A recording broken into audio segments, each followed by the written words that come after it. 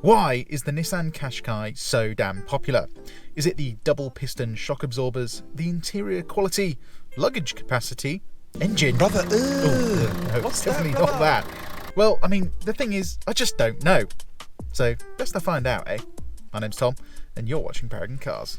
Let's go!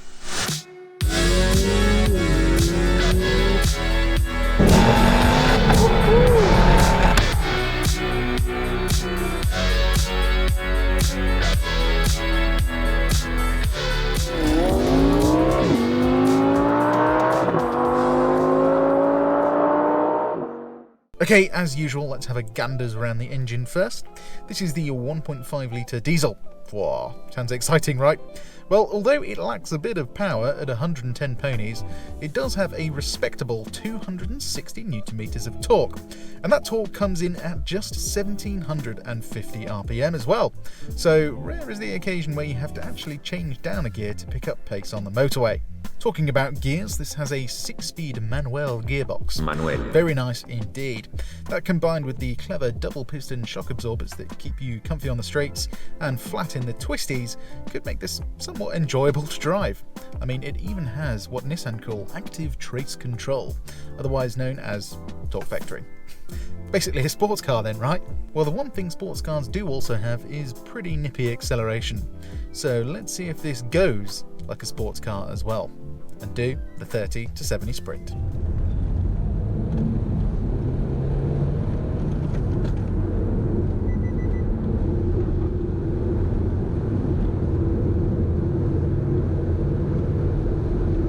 Well, no, it's obviously not as fast as a sports car. In fact, it's the third slowest car we've ever reviewed. Oh well, at least it has a manual. Inside you'll find, well, actually a surprisingly well kitted out car. You got dual zone climate control, a panoramic sunroof, 360 camera, and even a damped glove box. Luxury. Now, admittedly, this is a higher specification car, but when you're looking at the second-hand market at least, the price difference between a box spec one and a well-spec'd one is certainly a lot smaller than when they were brand new. Anyway, moving on to another thing I like, and that is the rear seats. They're comfy, roomy, and adorned with an armrest with, can you believe it, cup holders. Not only that, they have grippy pits in as well, so your drink doesn't flop all over the place. Lovely stuff. The boot is where this car falls just a tad short though, but by no means is it bad. The only real negative, in fact, is that the load lip into the second row is a bit large. Other than that though, you have plenty of room, more than a Golf in fact, and the seats don't get caught on the way down. Thank you Nissan. All in all, a pretty well designed car, I'd say. What are its shortcomings though? It's a cheap thing at the end of the day. Let's get onto the road and see, shall we? So already, seats are fairly comfortable. Those double piston shock absorbers do seem to be doing something. And that active braking when you go over bumps. Can't tell it's going on, which I suppose is a good thing. But I'm pretty sure it's definitely doing something.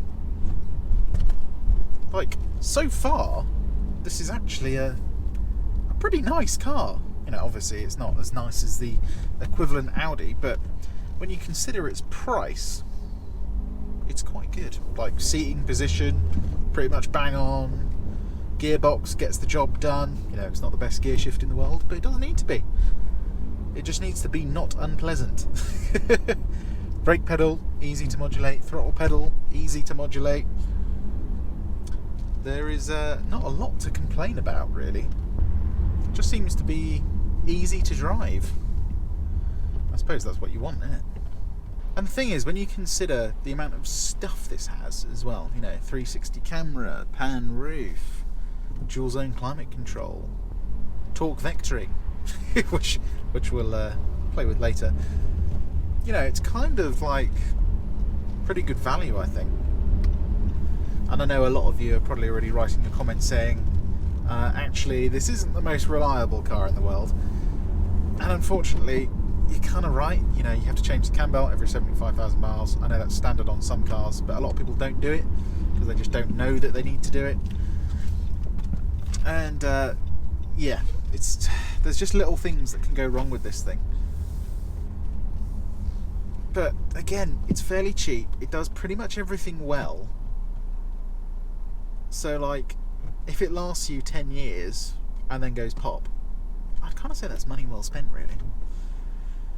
You know, 360 camera, you got a reverse camera, lines telling you where you're going to go, steering's nice and light. You've got adaptive steering as well. You can put it in sports mode, which is actually what I've got it in now, and it's still fairly light, so I can't imagine how light the regular mode is. Parking this thing, again, it kind of does everything well. You got that 360 camera telling you where you're going to go, you got lines as well, parking sensors, and overall the car's not that massive. Electric parking brake, very fancy. And because the car's not massive, once you're in a parking space, getting out is pretty easy. Obviously, if I had parked properly, it would have been even easier. But as you probably know by now, I'm not the best at parking. But yeah, clutch pedal, easy to modulate. Everything just kind of works. And it's nice. You know, the seating position especially is very nice. Now, a lot of SUVs in this segment, even the Audi Q3 actually, I think has a worse seating position than this. I feel that you're kind of sitting a little bit too high up, whereas this I feel pretty relaxed, in all honesty. Okay, let's see what this 1.5 litre diesel is like coming out of a junction. Just give it half throttle. Torque comes in fairly soon. And yeah, I think that's fine. Driving around town, this engine's perfectly good enough. Don't need more than that, do you? I think on the motorway it might struggle a bit. But the thing is, right, journalists always complain about power, but you have to remember they're always used to cars that have significantly more power than things like a Nissan Qashqai. So yeah, I think for everyday use this is actually going to be alright. Anything that really needs doing to it is maybe a bit of an alignment. Good lord, that Audi S1 is obnoxious. Ah yes, he's definitely not got a catalytic converter. But yeah, driving around town, this thing is lovely. I can see why a lot of people use this for the school run. It kind of just like, it's got enough room, it's not too big, it's comfortable. It just kind of does everything like 80% as well as every other car does, at least. Okay, yeah, the steering's not great. But you know what? That double piston damper is definitely doing something in the corners. It's definitely staying fairly flat. Right, let's now reset our trip computer, see what kind of MPG we can get on the motorway. This is where it's supposed to be pretty good as well. This engine on the combined cycle says it will return 65 MPG.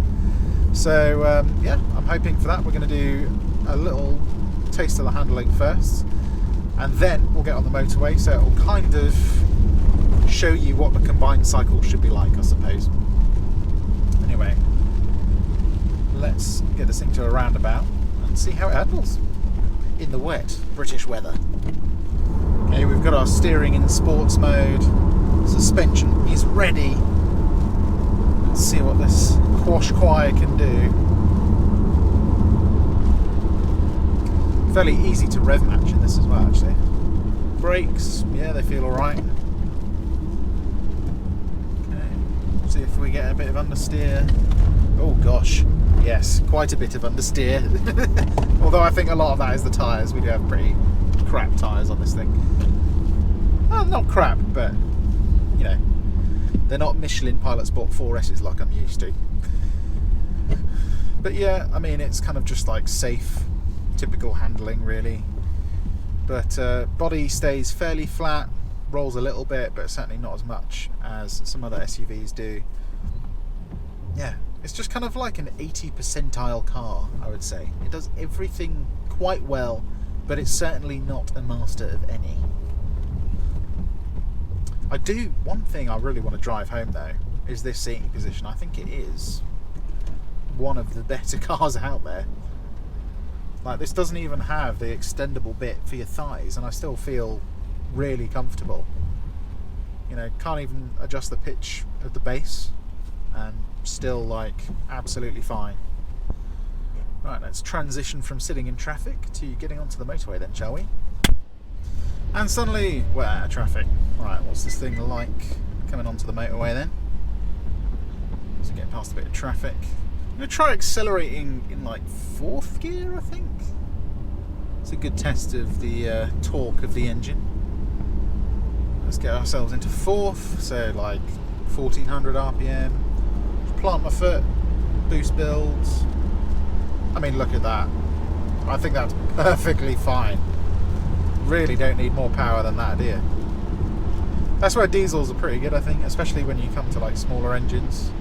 You've just always got the torque, so you don't really need to worry too much about power.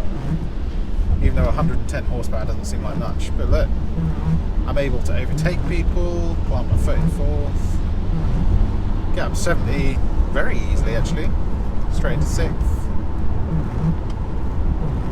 Get your cruise control on.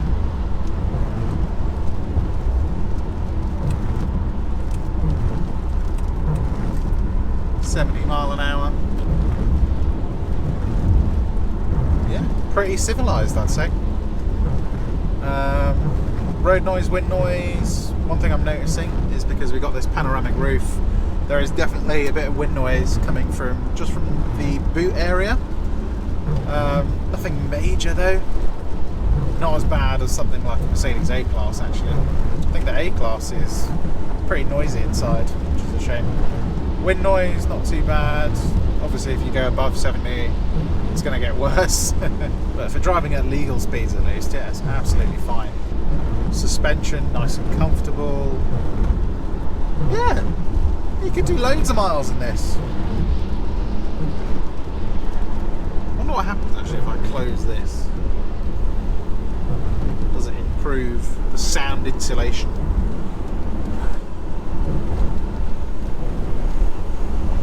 Does it do anything? No, it doesn't. It must be the rear window then. Come on, go back. Okay, Nissan, that's one thing that should be changed. It should just... Oh, okay, it does go back automatically. I was obviously doing something wrong. But yeah, just for pootling around it, you know, sitting at 70 miles an hour on the motorway, absolutely fine, I'd say. I think where it does just fall a bit short is just its handling. Even though you've got that ride control and everything, it's just not already, I can tell. Like coming into this corner, you have to trail brake it a lot, otherwise you understeer. You know, if I jerk the wheel as well, it just takes a bit longer to come around. It's just not. Come on, come on. Come on, there we go. I'm yet to feel any torque vectoring, I will say that. But it's comfortable, it's quiet enough. Not a lot to complain about. I'm struggling to complain about things. I was going to absolutely crap on this car, I won't lie. But yeah, it's alright.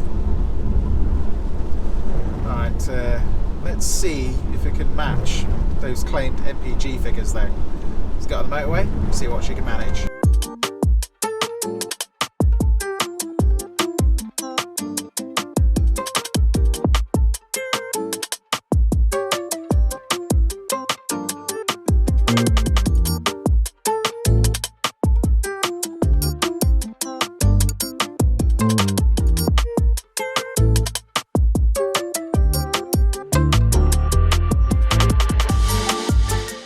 Okay then, what did we manage?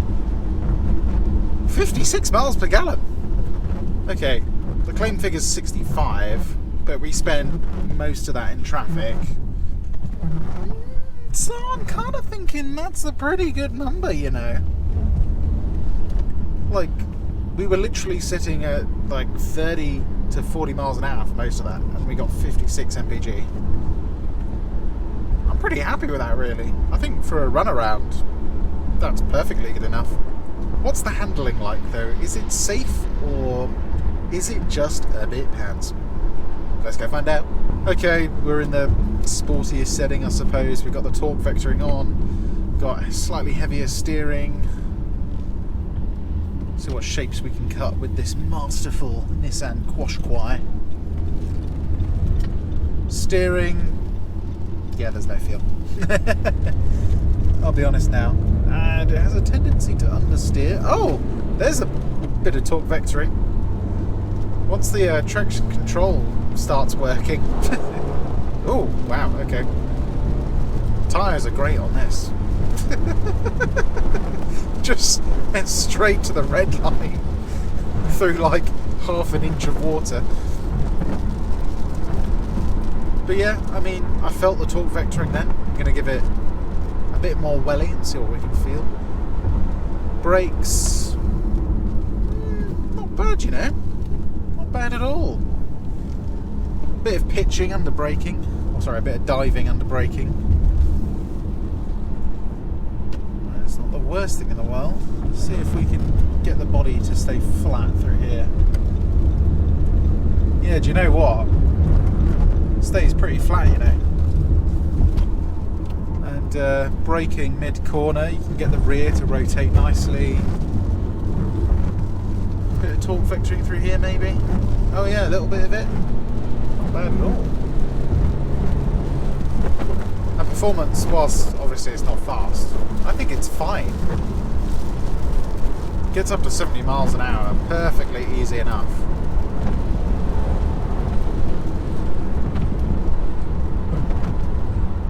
Again, rev matching. Oh, can't really hear the toe in it, but you can rev match.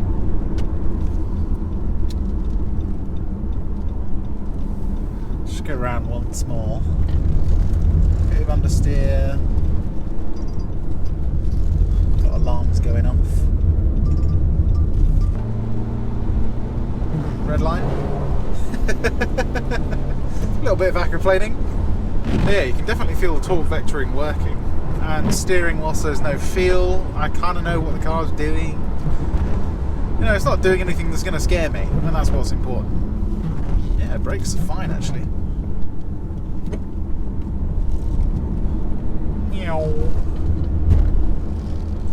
I love how the boost comes in as well. Quite nice.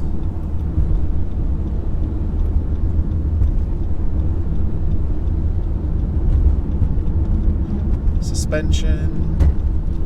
Dual piston dampers keeping us nice and flat.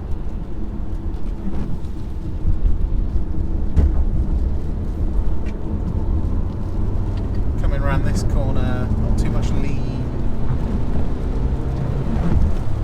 And you can basically get up to 70 in third, which is quite nice.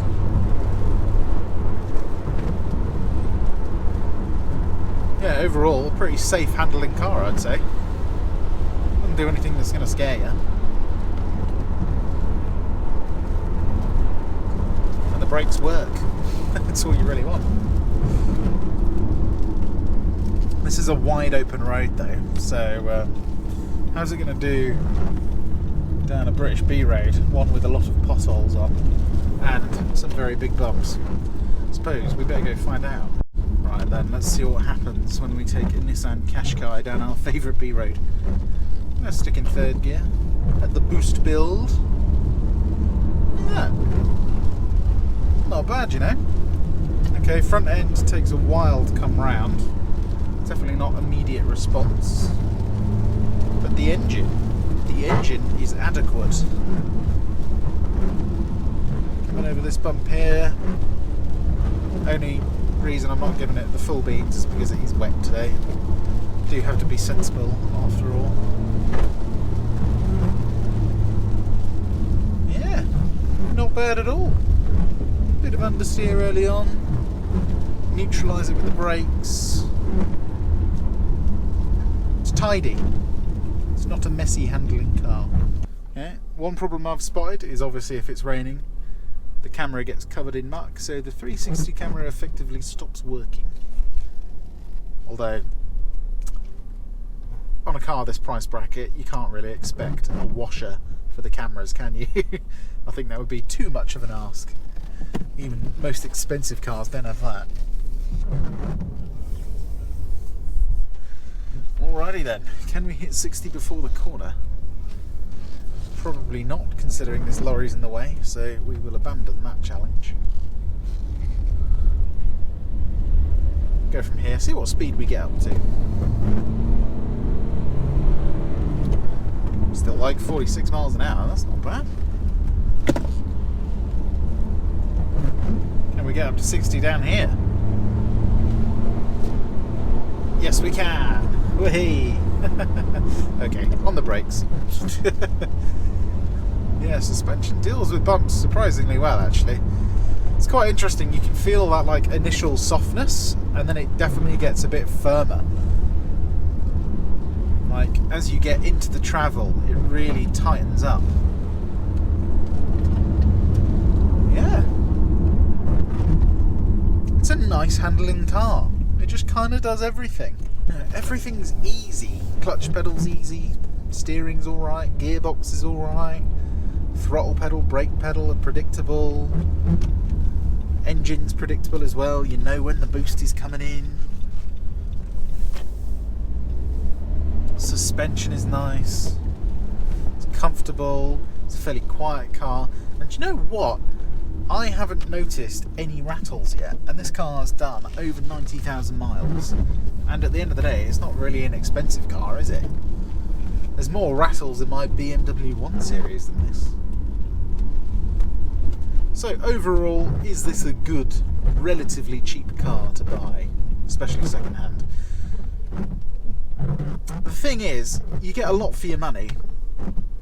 The only caveat is it's not the most reliable car, and that is an issue if you want something that's going to last a long time. Do the pros outweigh the cons? I think they do, you know. I think if you want something that gets the kids to school, does a long journey, and you know, you do have to maintain it, but if you do maintain it, it's still fairly reliable. It's reliable enough. You know, it'll get you to where you need to go. Some things might break on the way, but it'll get you there. I mean, the thing is, you know, the 360 camera, auto fold mirrors, like, yeah, you get a lot. Dual zone climate, the seating position's nice, there's space in the back for an adult, rear armrest, cup holders are alright as well. Really not a lot to complain about. Thing is, if it was more reliable, I think it would just be like perfect as a little family car. You know, the sound system isn't good enough for listening to music on, like, if you really like your music, but it's good enough for the radio. It just kind of does everything. Fuel economy is very decent. Remember, this is done north of 90,000 miles, and we're still doing 48 miles per gallon even after we've just ragged it around a bit. That's really impressive when you think about it. So yeah, I'd say overall the pros just about outweigh the cons. If you want a car that's got quite a lot of kit on it as standard, does well in terms of fuel economy, and overall is quite a nice car to drive, quite a nice car to live with, and has enough space for everything, yet is small enough to fit into London parking spaces, I think it's a great buy. I really do. And for like £5,000 to £7,000, it's decent, really. I can't really think of many other cars in that price bracket that I would rather have. I mean, there's like old Lexuses, but then you're looking at really old Lexuses that are like 7 years older than this. So yeah, I'll let you guys decide in the comments whether this is a good family wagon or not. So leave a comment below and let me know. Anyway, if you enjoy content like this, please give it a like, and why not subscribe, as not only can you see more content like this, you can see everything we have for sale, which I think includes this Nissan. It might be on our Auto Trader page. If it is, I might leave a link in the description to it, and you can check out the Auto Trader page for Paragon Cars.